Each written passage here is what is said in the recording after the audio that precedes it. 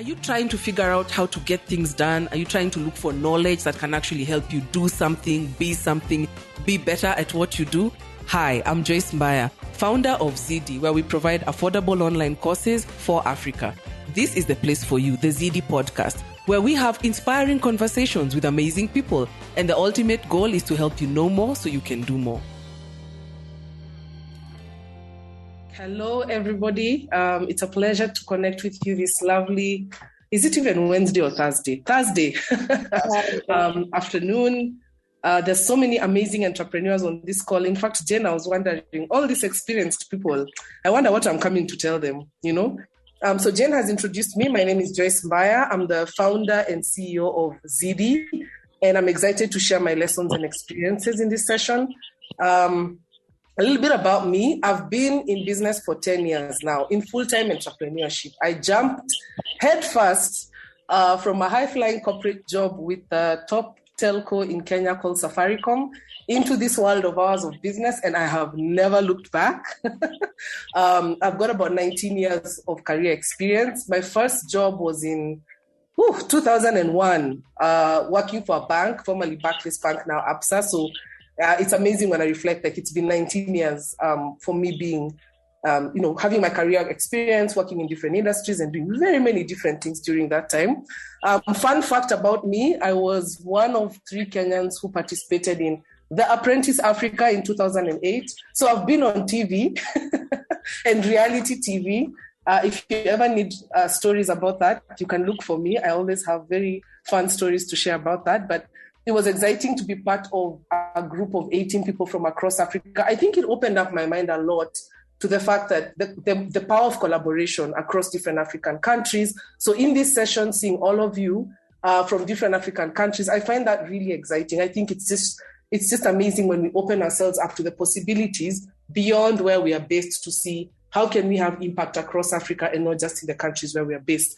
I've also published a book called Jibebe, Imagine, Believe, Become.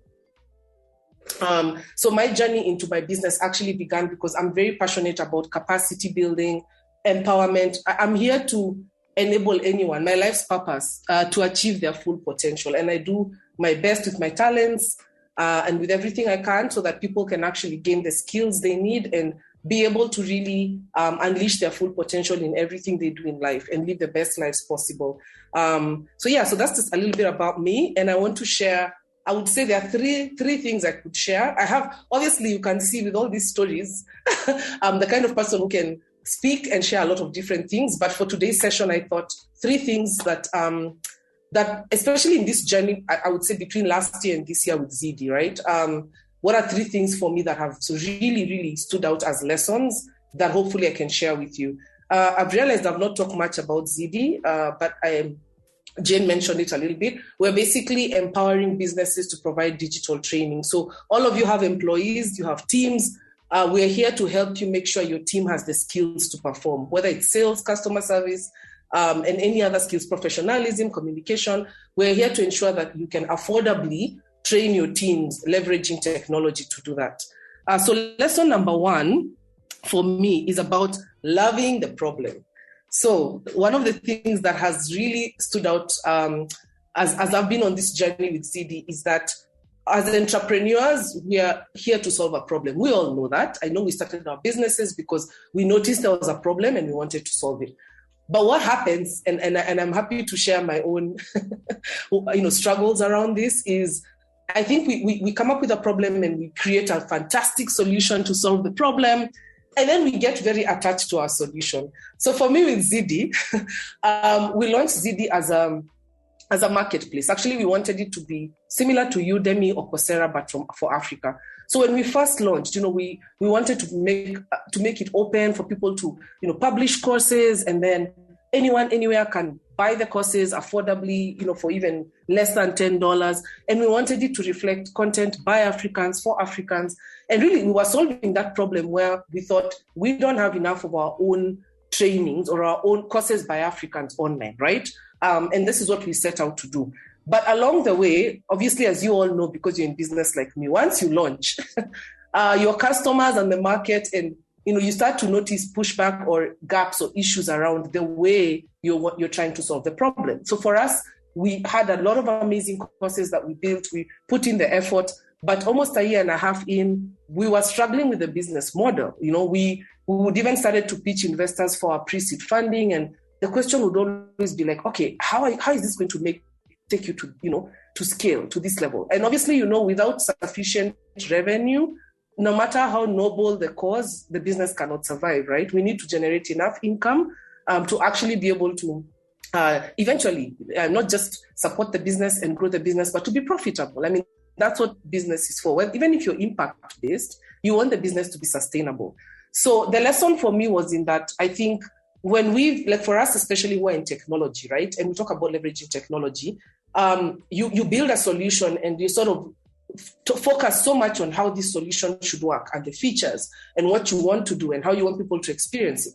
But once you start to realize that the market or your customers have a different view, this is when I learned that it's not just about the solution. I have to love the problem I'm solving more than the solution. And this is really hard, by the way, for most of us founders. It's once you have this idea on how you're fixing the problem, letting go of that idea is not easy. And I'm sure, and I hope that most of you can relate. You've put in and invested so much into this is the way we are going to do it, But the thing for me is that at the end of the day, if you love the problem more than the solution, then your business will evolve. Then you will eventually be able to provide something that works for your customers, even though you have to run a lot of experiments along the way.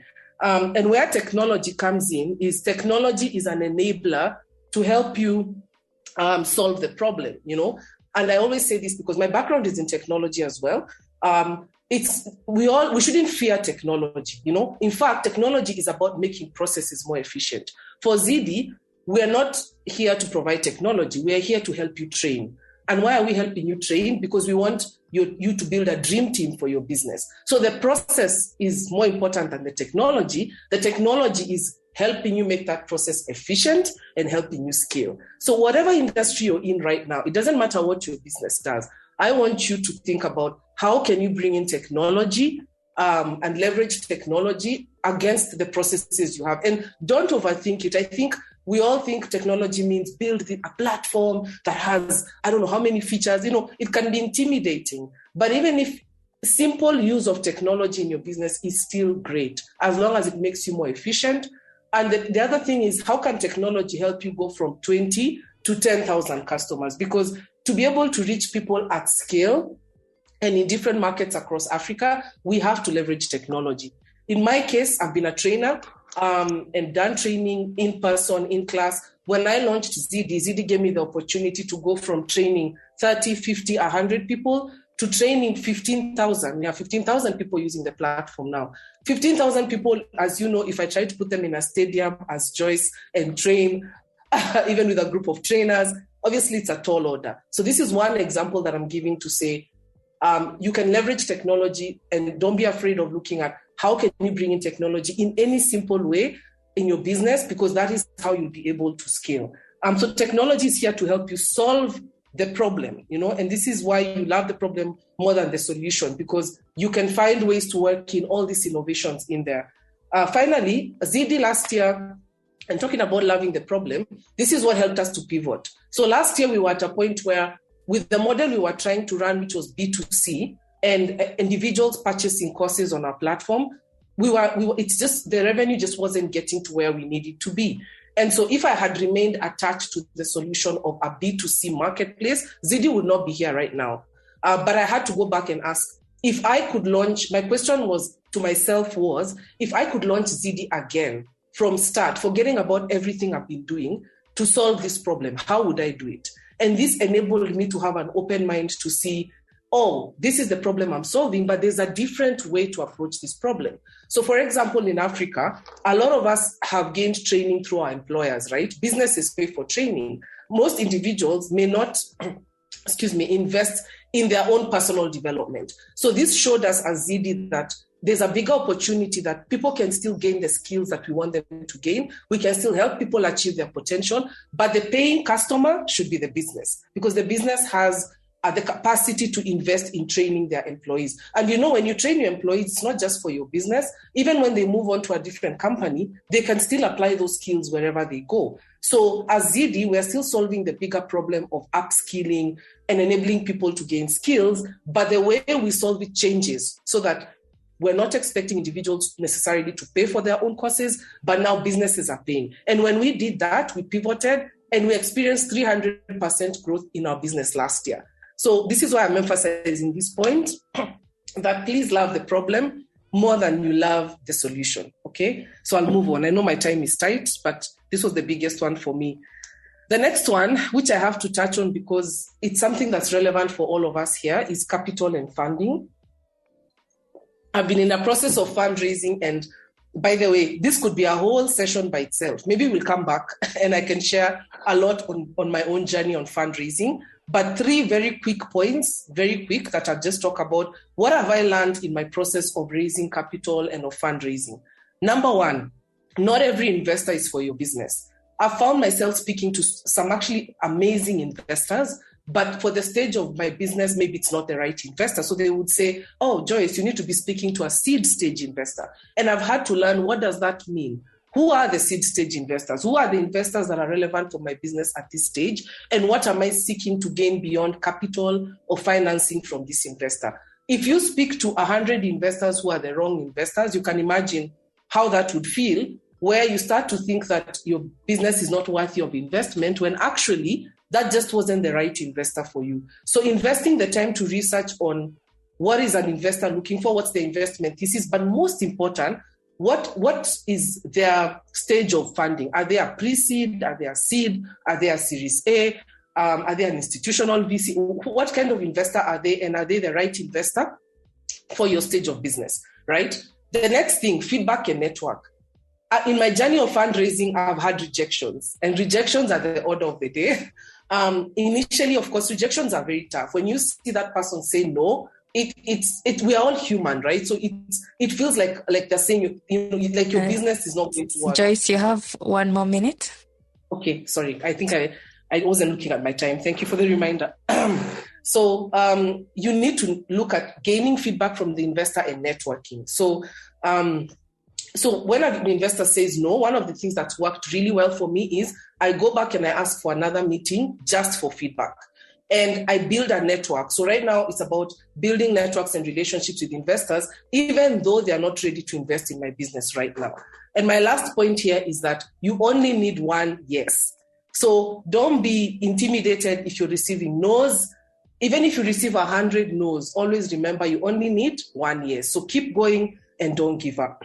Last point, because I only have 1 minute, and I won't talk much about this. Sorry, I've run out of time. I think I had more to say than I thought. Your leadership is very key when building a dream team. So invest in yourself as a leader, because the most critical skill for you when you're building your business is leadership. We are here to find the right people that can help us achieve our vision. We shouldn't try to do everything by ourselves. If you want your business to last and for your vision to survive, you have to continuously find the right people and invest in them to help you build your business. So invest in yourself as well. Take care of yourself as a leader so that you can actually have the capacity to build your business. And I'll keep this very short because I've run out of time. Jane, if you'll allow me to cut into my Q&A time a little bit, I want to end with a very important quote, if it's okay. And my voice is letting me down, but actually I was going to sing a song, but I'll still go ahead and try because I'm an entrepreneur and I don't give up. As pastors usually say, don't listen to the voice, listen to the word. So I want to close with this quote that I hope makes a difference for you. And it says, what lies behind us and what lies before us are tiny matters compared to what lies within us. And the song that comes to mind for this is a song I love that says, listen as the day unfolds, challenge what the future holds, stand up and be counted, don't be afraid to shine. You gotta be bad, you gotta be bold, you gotta be wiser. You gotta be hard, you gotta be tough, you gotta be stronger. You gotta be cool, you gotta be calm, you gotta stay together. All I know, love will save the day. Thank you. I rushed through the end, but thank you very much. So thank you so much for that presentation. It's a very inspirational story. You spoke about the challenges that you had in terms of funding. Maybe if you could just share one of the biggest challenges that you had in terms of funding your business, and how you were able to overcome that challenge, or rather the constraint. I think, my simple answer, I think the fundraising process in and of itself is very tough, right? Which is why I had to speak about it. I'll even speak about not even the current round, but I'll talk about the first. I raised a pre-seed round in 2019. So it was the first time I raised funding for my business. And I just remember how difficult it was. You're pitching investors, getting a lot of no's, getting all sorts of feedback. I was actually, I'll be vulnerable and open enough to share, even the amount that I was seeking to raise, I only ended up raising half. So in fact, what happened was when we got an investor who was interested, who is our current investor, who came in for that round, we went back and forth with them and they pushed back quite a bit. In fact, I can even share with you, speaking to the challenges, right? Some of the things that we went through when they were vetting us. So they liked our business, they wanted to invest. I remember the first time I shared my financial model with them. I mean, he just sent me back an email and said, Joyce, come on, you're not thinking big enough.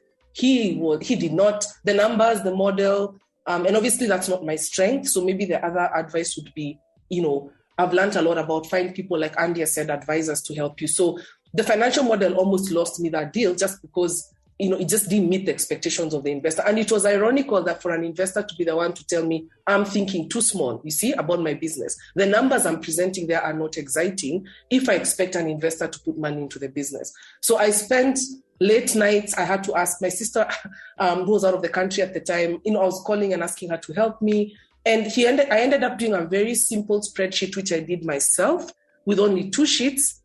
And the investor loved that way more than the big complicated model I'd shared, which looked fancy but didn't even have the numbers he wanted. And he said the reason he did that was because he loved me, he loved the team. So what got me the investor, what made him not give up on me despite my model being off, was the fact that I'd made a strong impression with my pitch, and he said my team as well. He loved the team. But most investors will not do that, right? They'll probably tell you no, and you don't know why they said no, right? So my financial model, that was a big one. And then even then he still said, I'm only going to give you half because I'm not convinced. So I had to make a decision. Do I take half or do I say no? And of course I took the half because I thought, let me take what I'm getting and then use that to show traction. And that has worked out for me. So I hope that answers your question. In terms of one of the challenges I faced, at least eventually I did get some funding. Now that I'm raising my next round, there are a lot more lessons that I've shared and things that I'm trying to do better. Yeah. This week's episode has come to an end, but the fun doesn't have to stop here. If you have any questions, suggestions, or feedback, head over right now to Twitter and Facebook and like and share, comment, get involved. Let us know what you think, what you want to learn next, and join us next time.